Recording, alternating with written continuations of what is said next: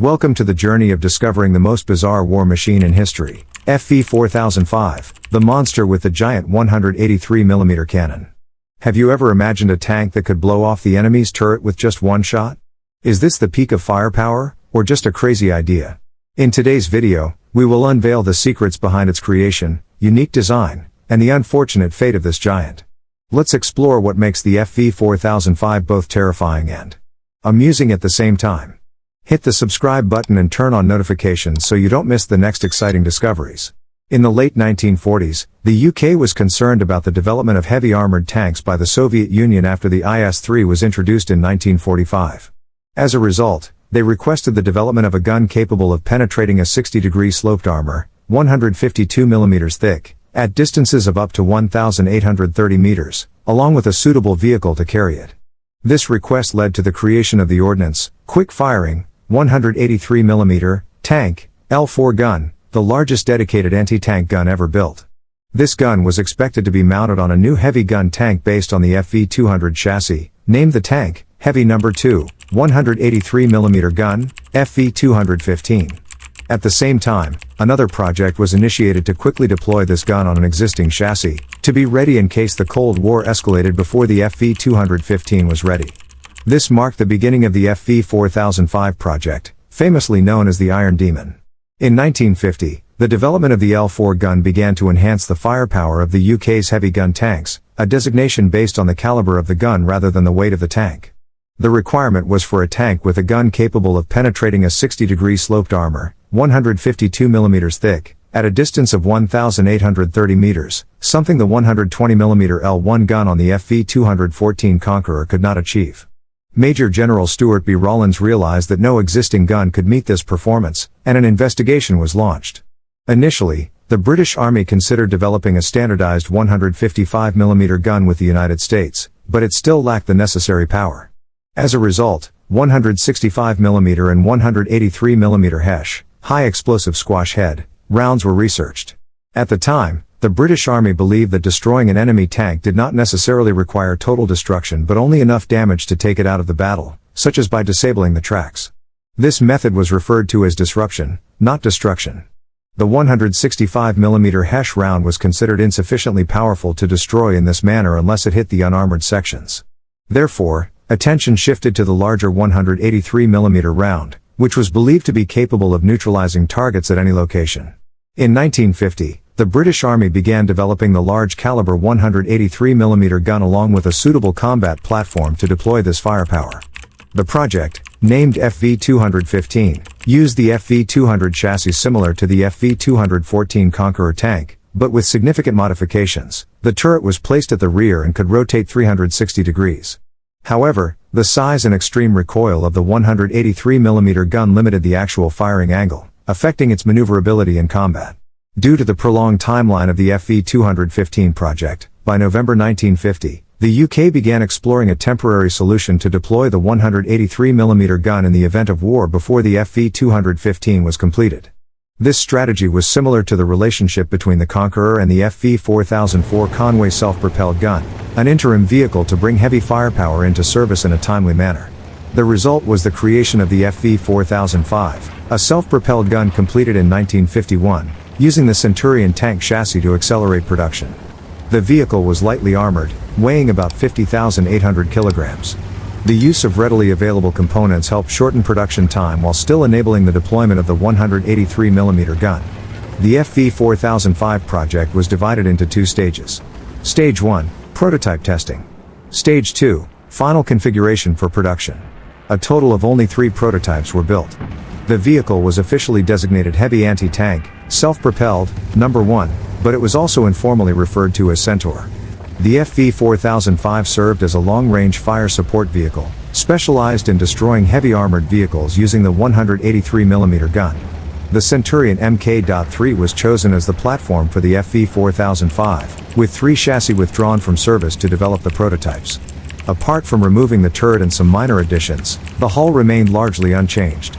The hull's armor retained its thickness, approximately 76 mm at a 60-degree angle at the front.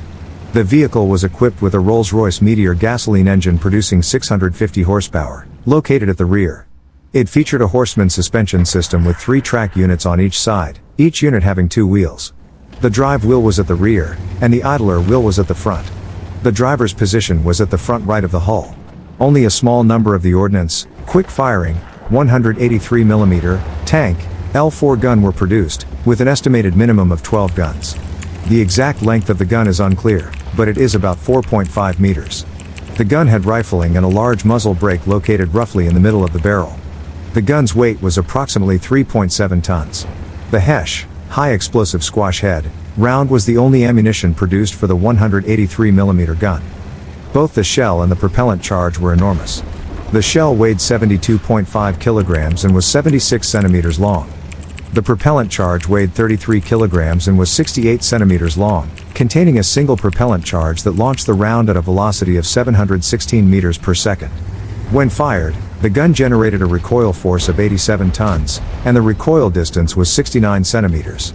The Hesh round is superior to conventional kinetic energy penetrators because its effectiveness does not diminish with distance. Upon detonation, it creates a shockwave that reflects when it encounters voids. The point where the shockwaves meet generates a tensile force that tears through the armor, driving metal fragments into the target's interior. Tests on the Conqueror and Centurion demonstrated the immense power of the 183mm Hesh round. It blew off the Centurion's turret and tore the Conqueror's gun shield in half with just 2 shots. Hesh could also be used as a demolition round against structures, defensive positions, or soft targets. The 1951 development report for combat vehicles by the agency responsible for developing and supplying military equipment to the British Army during World War II and the Cold War described FV4005 Stage 1 as follows. The coaxial recoil system was mounted on a platform placed on the existing turret ring, with no protection for the crew, and only one prototype was built to test the firing of the large caliber gun mounted on the Centurion chassis.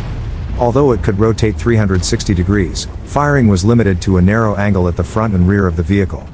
The prototype was expected to be completed by the end of 1951.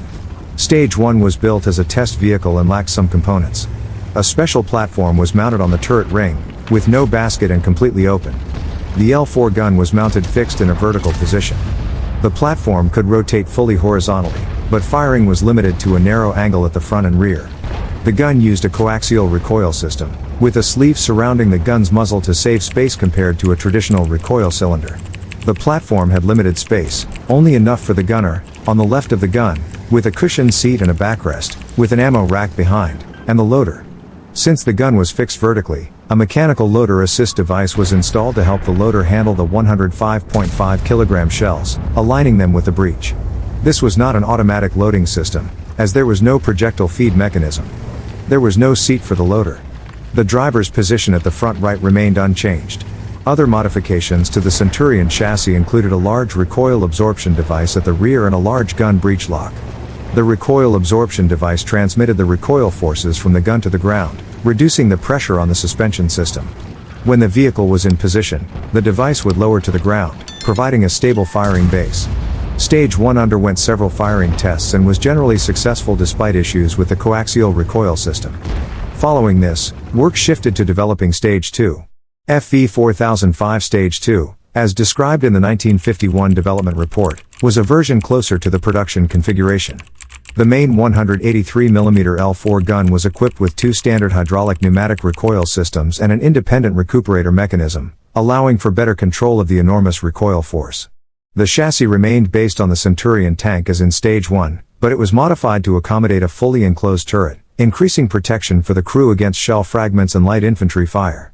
The turret was a large, boxy design made from 14mm thick armored steel, divided into 2 parts, a sloped front to reduce the target area and a higher rear section reinforced with ribs, holding 12 shells, each weighing approximately 105.5 kilograms. It was fitted with 2 two-piece hatches and a large rear hatch for reloading via a mechanical winch and guide rails. The turret crew consisted of 4 members, the commander, the gunner, and 2 loaders.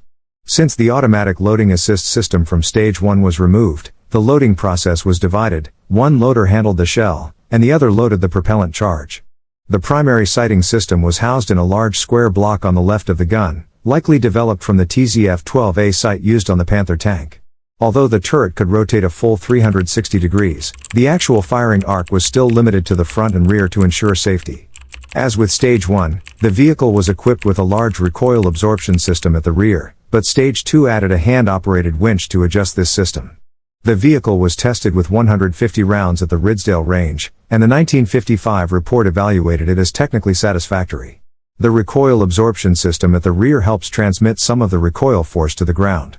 Stage 2 clearly demonstrates a more refined design, with the gun shielded by a large, 14mm thick superstructure, enough to withstand small arms fire and shrapnel. The FV4005 was expected to operate behind the front lines, firing from a distance, so the relatively thin armor was not considered a major concern. The turret's roof featured 2 hatches for the commander and gunner, while the large rear hatch allowed the crew to enter and exit, as well as to reload via the winch mounted at the rear of the vehicle. The oversized rear hatch looked somewhat unusual on a tank. The turret housed 12 shells, which were loaded by 2 loaders. It is inaccurate to say that the FV4005 had an automatic loading system. Both Stage 1 and Stage 2 lack this feature. The confusion likely stems from the loading assist mechanism in Stage 1, which was removed in Stage 2. Like Stage 1, the sealed turret of Stage 2 could rotate 360 degrees, but the actual firing arc was limited to the front. The FV4005 underwent successful testing, but the advent of guided anti-tank missiles and improvements in ammunition made it obsolete. Additionally, the Soviet Union did not mass-produce their formidable heavy tanks as initially anticipated. As a result, the project was cancelled in 1957, along with the FV215. The 3 prototypes, 1 Stage 1 and 2 Stage 2, were dismantled and dispersed. 1 Stage 2 turret is now displayed at the Bovington Tank Museum, mounted on a Centurion chassis. And that's a wrap on our exploration of the FV4005, a bold testament to the daring, even extreme, thinking of British military engineers in their pursuit of ultimate firepower. Though it was never mass-produced or saw combat, this 183mm monster cannon left a deep mark in tank development history. Its potential destructive power is undeniable, but at the same time, design limitations and the evolving nature of modern warfare made it a unique project with no practical future. The FV4005 might just remind us that sometimes, absolute power isn't everything. The key to success on the battlefield lies in the balance between firepower, mobility, and protection. What do you think about this giant FV4005? Could we ever see a weapon like this make a comeback in the future? Share your thoughts in the comments below. Don't forget to like this video and subscribe to the channel for more exciting content on the world of weapons and military technology. See you next time.